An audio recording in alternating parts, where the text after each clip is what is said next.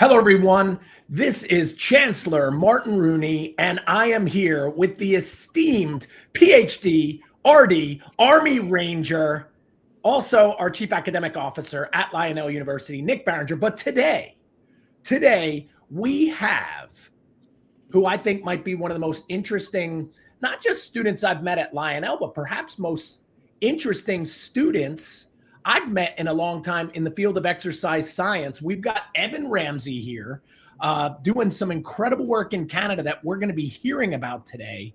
And we only started hearing about him as we started to see what he was doing here at Lionel, but his story needs to be heard, and we are going to hear that today. We were off air and things were getting so on fire that we had to say, Evan, calm down. We need to stop this thing and start taping, dude, before we miss all the good stuff. So I'm going to hand it off first with a question. But Evan, hey, first, tell us about yourself. Tell us where you're from. And then, hey, give us a little, not only of your history, which is incredible, but then a little bit on what you're doing right now.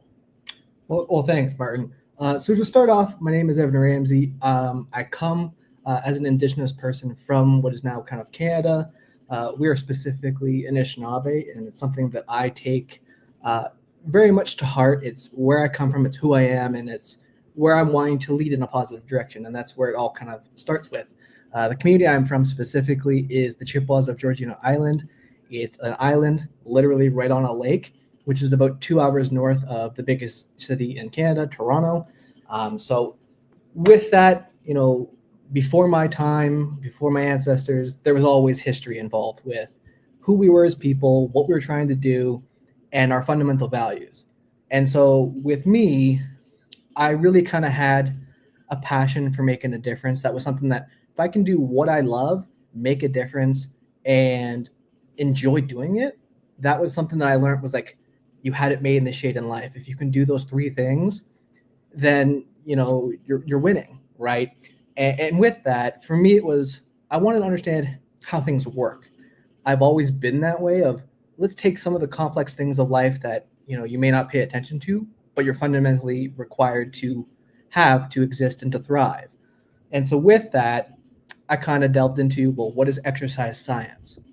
I used to love going to the gym and being in classes in high school. Had the nickname Arnie 2.0 because I was super into it, like super mindset, and it was crazy looking back on it now. But that was my thing. And so with wanting to make a difference and do what I love, I went, well, where can I get quality education that I enjoy doing? Because if you don't enjoy doing it, then you're kind of just not as engaged. And my goal with continuing my education in exercise science is to take, the theoretical science and apply it to real world, make it fun, make it enjoyable so that other people can learn and enjoy the benefits of physical activity, but in a way that's, culturally relevant, accessible, and, evidence-based. And so part of that I've started with running my own coaching business. Not only has that allowed me to have accessibility to a lot of people from all different areas of life, but it's also forced me to have to adapt, have to learn. And that for me is something where I thrive, where there's always a challenge, there's always something that needs to be learned. In looking at wanting to make an impact, I basically was handed an opportunity that, I look back and it was life-changing. And it was to work as part of a team with Indigenous Sport Wellness Ontario. And basically what they are is an organization where we specify with working with Indigenous youth from all across Ontario specifically, but for, Indigenous people from remote communities where, they're flying communities, meaning they are not accessible by, convenience that you may understand from living in a city, but they're in remote communities in the north. So there's no roads or they're fly-in or, weather can be an impact. And so the goal is to bring accessibility, bring evidence-based, sport and activity, but make it so that it's culturally relevant. And for me, that highlights and kind of checks all the boxes of what I was wanting to do and is kind of a platform to make a difference and do great things in the future that at this moment, I don't even know where that was going to go, but the opportunity is there. And so that's a little bit about me. Awesome. Well, hey, number one, what I heard there, just as a little recap, which I say a lot, is I always say, if you're going to be successful in life, you have to find what I call the intersection. It's got to be an intersection of something that you are passionate about, that people need, that you really want to do and has value. And hey, number one, you found that, and understand that there are many people in life, not only that never find it, or they actually put themselves across the street. They end up doing something they're not passionate about, and they end up trying to get real good at that the rest of their life, and end up, I believe, not living to their fullest. So number one, I commend you for what you're doing. Number two, I heard something really big, and this was something that always inspired me. That is, if you want to do something great, you got to find the biggest challenge, right? Or, how my mom used to say, you got to find a really big need and you got to fill it. So for instance, hers was, she really in the 1980s found this need that was out there. It was women with cancer, and no one was helping them. And so she created her own business and really helped pioneer a lot of that before it was so popularized like it is 40, 50 years later. But one question I guess I have, which I think it excited me, my brain started spinning of, okay, how would I attack this, or what would I do? So what kind of stuff, maybe you could walk us through, how you talked about, hey, there are Indigenous people, no roads. How do you get to them? And how do we not only have them doing something with either sport or exercise, but also culturally relevant? What's some of the stuff you've found to do that, and how's it going? So when it's come to, making things accessible, the online world has been huge. And that's why I kind of really focused my business starting the grounds up was online, because if I'm wanting to reach people, I have clients that are from the United States, from Northern Ontario, from Northern Canada, out west. And if it was just me, I don't have the money to just fly around on a personal plane, right? But if I can make that difference, the online space was great. When it comes to, making sport accessible and culturally relevant, one of them is, implementing sports that are our people. For the Iroquois, or Haudenosaunee as they're known, they're the inventor of lacrosse. So a lot of our communities focus on lacrosse, and with that, it also ties into not only being good at the sport, but what are the fundamental values of where the sport comes from. And so teaching that and being involved, right? And the other part is having events or virtual events of some sort, and having the person leading, the sport conversation or how that works, actually be Indigenous, right? It's one thing that I've seen throughout my life is people talking at people and not having it connect. Their intentions may be great, but if you're not understanding, the person's culture or the kind of nuances of things, then you're not really getting that full contact, and you're not really getting to the root of whatever the issue might be, right? And so when it comes to Indigenous people, nuance, respect, fundamental values, fundamental understanding of where you come from is important. It's one of the things, no matter where I go, even in my community, if I go back for a community event, first question anyone asks, oh, where are you from? What clan are you from? What community?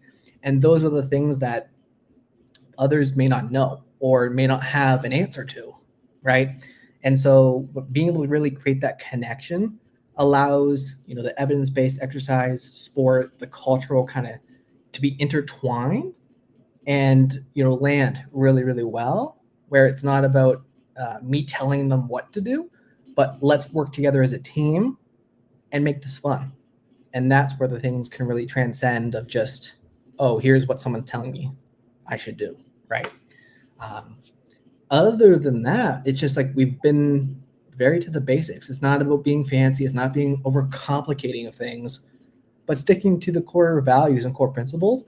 And then just as much as possible, when and where practical, applying cultural, to the sport of whatever it might be going on, right? There's not just one Indigenous tribe or Indigenous group. So being mindful of that is something we also focus on, right? But other than that, we keep it simple. Yeah. Well, hey, Evan, you take it. I love that. Yeah, I love that. Keeping it simple and bringing it back to the basics. One of the things I kind of wanted to circle back on and talk about is your experience at Lionel University, and more importantly, because what I've really been impressed with you and my conversations and how we stay in touch is taking what you're learning in the classroom or the virtual environment and applying it to your practice. Can you talk a little bit about what you've gleaned from your courses at Lionel, and then how you've actually taken something that you've learned in the classroom and applied it to your practice? So when it comes to Lionel, one of my favorite things, I imply it in my own business, is the online virtual environment. That is one of the best kept assets for just functionality.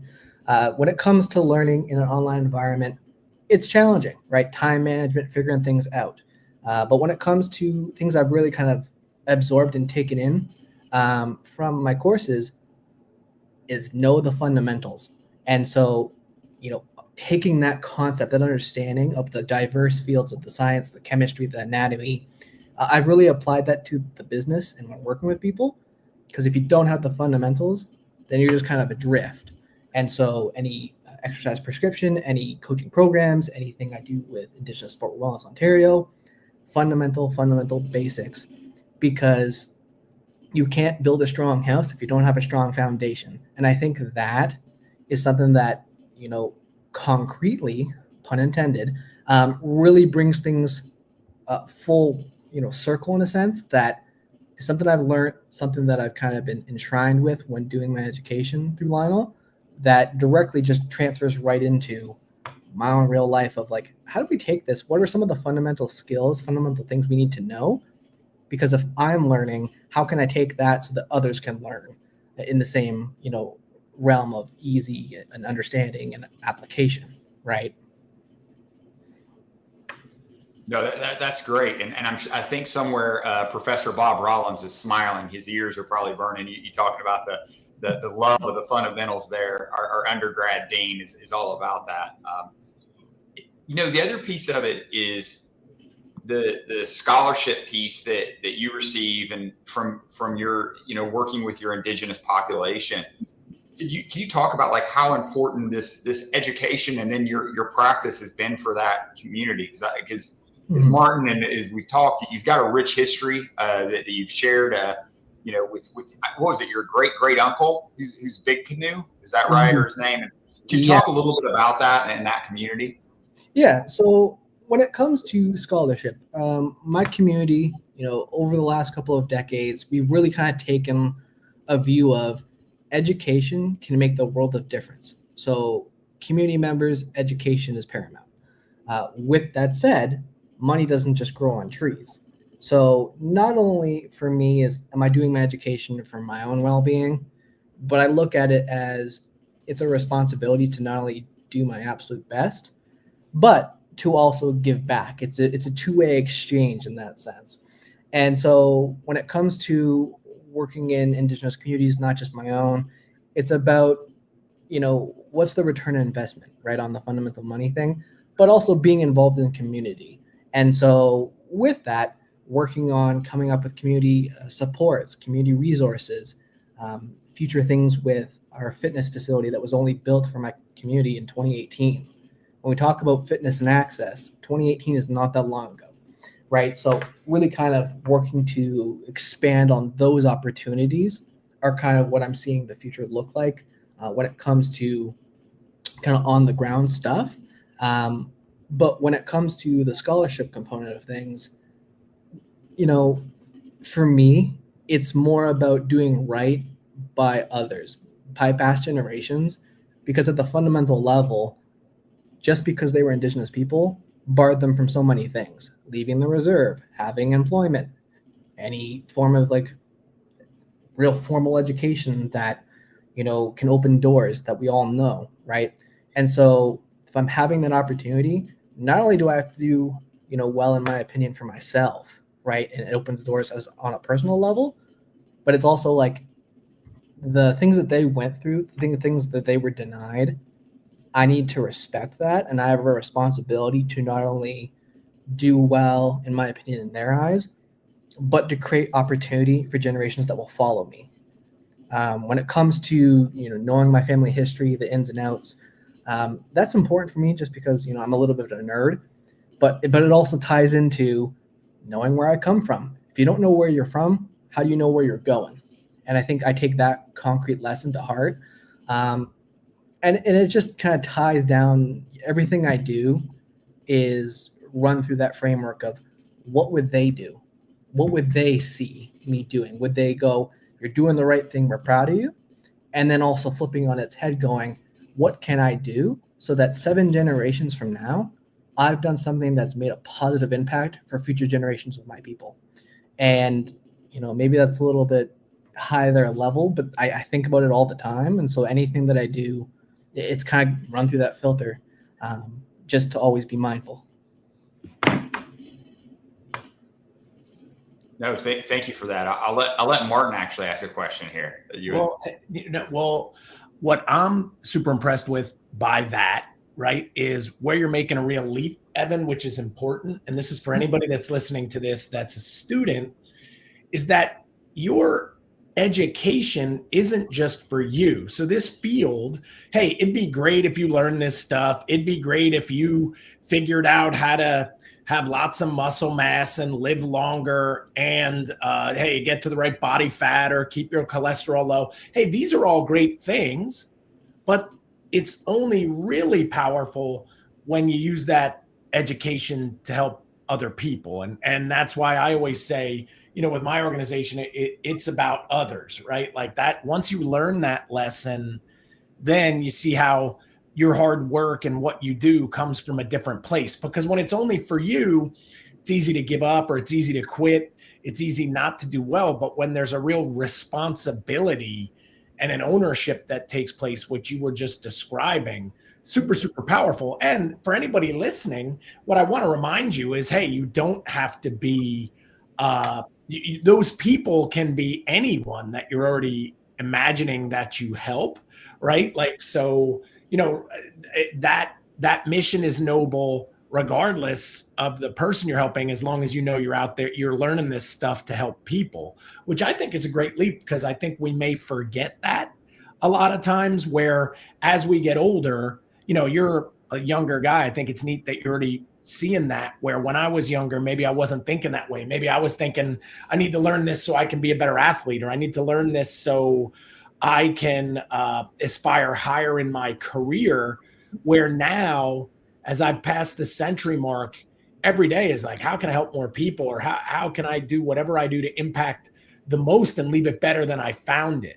And by hearing that from you is really refreshing.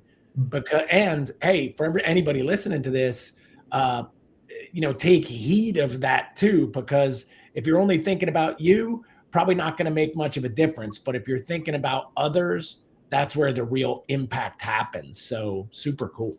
You bring a really great point of when it comes to, being leaps and bounds, in sense of like being mindful of things that, in your own reflection, we're like, maybe I wasn't thinking that far ahead, at the same age that I am. I've had a lot of mentorship where I've invested a lot of my own personal money into it. And so if I can shortcut, takes the time to learn lessons by learning from someone else, then that just makes me able to learn more in the same amount of time it took them to learn what they've learned. And so I've really kind of adapted that philosophy of trying to shorten the learning curve as much as possible of fundamental skills or lessons in life. And so the way I look at success, right, is if you focus on yourself, things can get lost. But if you're focused on helping other people, you can amplify the impact you're having by helping other people. And I think of it like a wave. If you build the wave big enough and you're doing it for the right reasons, then you don't have to worry about you, because the wave will carry you to where you need to be. And that's going to be a success guaranteed by helping other people. Because when you help other people, they're willing to help you. And it's that relationship that is a two-way street. And so I always keep that front of mind, because it's important. We're busy people, or we're not always motivated, or we got stuff going on in our life.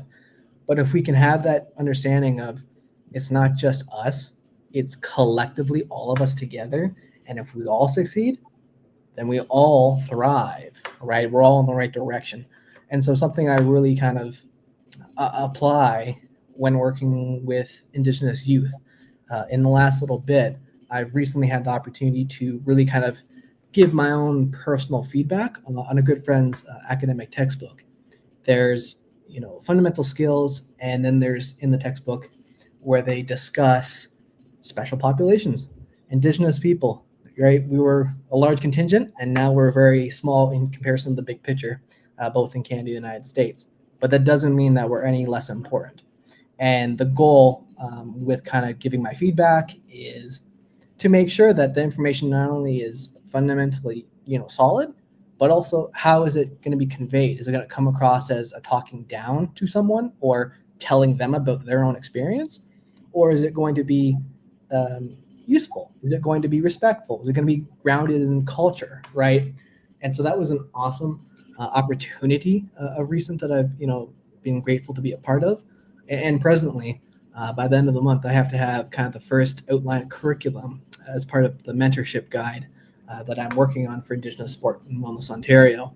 And the principle is mentorship, working with people, taking what I've learned, how can I distill it to help other people, right? And just kind of give that launching pad, as I put it, to make a difference and to live a fulfilling but enjoyable life. No, I love it. Listening about both you and Martin. It's about helping people and creating something kind of larger than yourself. And what's awesome about that, you use the wave analogy, but that's something that's going to sustain. After you're gone, you're creating those impacts. You're creating that ripple effect. One of the things I'm kind of curious about, and I've been learning from you, is that Indigenous population. I know some of the challenges you mentioned. Is the remote, location and things like that. But what made you pick fitness as a way to kind of intervene and get in that population? Like, what was the genesis behind that? So when it comes to that, I loved it. I grew up with it. I grew up with Arnold Schwarzenegger. I shit you not. I had all his books, Pumping Iron. I would watch and work out to after school. So I was very much into it, and I knew just from kind of being engrossed with that when I was younger, the power of mindset. And so that's where everything kind of gelled. And I went, if I can do something like that, then I'm winning. And with that, as I've kind of gotten older, I went, not only is it fun, not only is it like interesting on the science side of things, but it's also, we know through research of how it helped prevent diseases. It's helping that first step before we get down so far down that road where it's really, negatively impacting quality of life if we don't do something, right? And so when it comes to, exercise science, fitness, and kind of getting involved with that with Indigenous communities, is I just know there's not the resources, there's not the accessibility, there's not the someone championing bringing in fitness centers to remote communities because they're generally sometimes forgotten about, or if they're not in a big city, they don't have access to, the corporate gyms and those kind of things. But I just know the impact of movement, fitness, and health. I look at past generations of my people. We didn't always have the gyms that we have today that's all, iron and benches and everything like that. But we were active people, having to hunt, having to, be active just to thrive as communities, right? And so tying that back into, community movement. It doesn't have to be rigidly in the gym. It can be snowshoeing, it can be hunting, it can be lacrosse or different cultural events.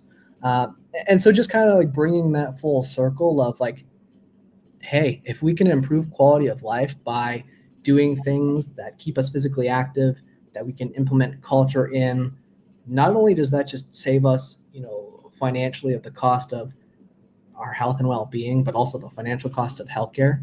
If we can, kind of cut that off at the pass by being active and building community and knowing community, we're doing amazing stuff.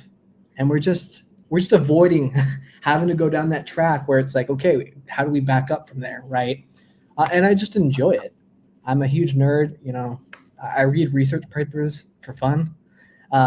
So that just kind of really, makes my heart sing. And so being able to apply that to make a difference and build community and build accessibility, and in hopes of being that champion to really kind of push for change and, make a difference, and hopefully one day leave a legacy that, outlives my name, but has a concrete impact for future generations that I don't know as of yet, is just, it's heartwarming. I think of just past generations. My great grandparents, they didn't know me, but they were doing things to ensure that I had opportunities that they didn't. And today is living proof of that. Oh, amazing. That's awesome. No, and I love, the preemptive kind of, we're trying to prevent the disease, like you said, so you don't have to back up and deal with it now and getting ahead of it. I love the passion. I love how, the term nerd is now, it's kind of culturally seen a revival as a term of endearment and something to be proud of. I know Martin and I are nerds. Yeah, I'm that guy who enjoys reading research papers because but then I think what's so great about what you're doing is it's not about just gathering the knowledge, right? Just reading it and kind of keeping it to yourself. Is you're taking it and you're applying it for the betterment of your community. Martin, I think you had something. I saw you. Yeah, again, I was almost going to say in a similar vein that, hey, it starts with our own passion, but then you've got to be so passionate that it gets other people passionate about it too. What the word is that I call that is enthusiasm, where never forget that, Evan, that your enthusiasm for this thing will be the piece that's most contagious to somebody else. And hey, as somebody for the last 30 years that's tried to get people more interested in exercise or to actually train or to work out, and in particular used a lot of athletics to do that, I understand the challenges of that. People are set in their ways. The ability to change people's habits or to get people to do things that maybe 20, 30, 40 years they've been doing it another way. Hey, this is whoever unlocks that's going to be a very, a wealthy person. But what I always lead with is it's that enthusiasm, right? It's not taught, it's caught. It's contagious to others. So I would challenge you to continue to maintain that, but also always lead with that when you go anywhere. Like, hey, just showing your excitement for this thing and how it can help everybody, that's going to get people more excited too. But, hey, one of the goals was to keep this as a half hour of power, right? We have to respect everybody's time, but also what people could do. But hey, so Evan, tell everybody if they wanted to learn more about you or follow you, where would they do that? Where would they see some of this adventure that you're on? Give the listeners that. So when it comes to social medias, my Instagram is Nish, NISH_coach. Makes it very hard to not know who I am at that point. Same handle would be for my Facebook as well. And then I have my own personal website where I share a little bit about me, what I'm doing, how to, get involved. And that is www.nishbod.ca. And once again, if anyone ever wants to be involved, the door is open. Opportunity is, those are willing to find it. I'm one of those people, and I'd love to connect with people and make a difference. No, hey, thank you for that, Evan, and we'll make sure to get that on there and send that out on our social.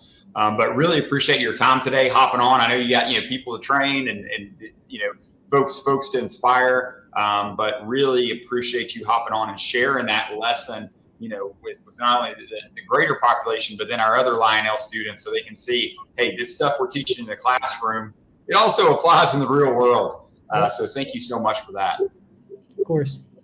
Hey, and I'll sign us off. So for Evan Ramsey, for Martin Rooney, for Nick Baringer, the challenge is set. If you're going to be a student, it's not just for you.